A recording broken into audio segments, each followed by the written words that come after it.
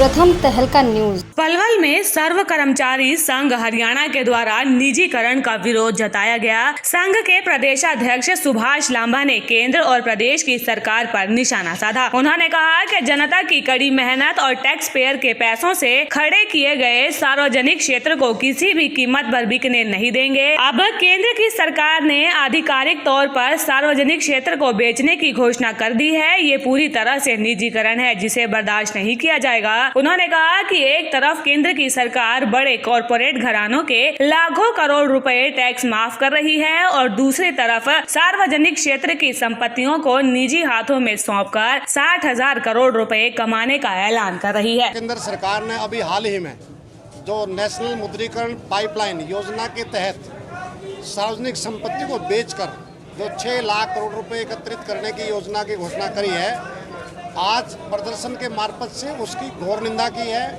और सरकार से मांग की है कि इसको फौरी तौर से वापस लिया जाए। दूसरा, जो किसानों के ऊपर लाठीचार्ज हुआ है, हम 3 कृषि कानूनों को वापस लेने की मांग करते हैं और जो लाठीचार्ज हुआ है शांतिपूर्वक जो प्रदर्शन कर रहे थे निहत्थे किसानों पर बर्बरतापूर्ण, उसकी निंदा करते हैं, न्यायिक जांच की मांग करते हैं, दोषियों के खिलाफ कार्रवाई हो।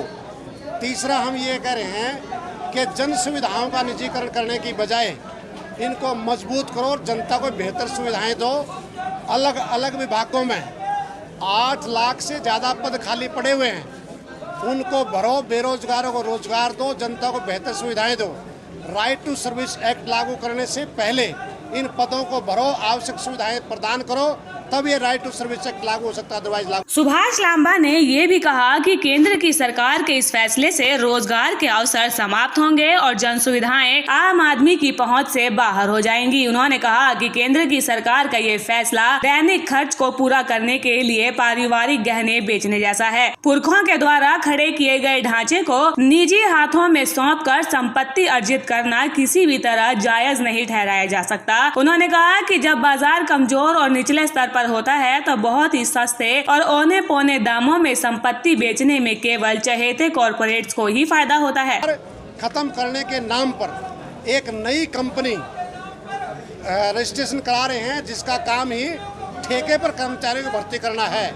इसलिए हम कह रहे हैं कि इस आउटसोर्सिंग पॉलिसी भ्रष्टाचार की जर्नी और शोषण की पोषक है, इसको रद्द किया जाए और तमाम प्रकार के कच्चे कर्मचारी पक्के हों। जो हमारे पीटीआई हैं, ग्रुप डी के हमारे जो स्पोर्ट्स कोटे में लगे थे 1518, तमाम छटने वाले कर्मचारियों को वापस ड्यूटी पर लिया जाए।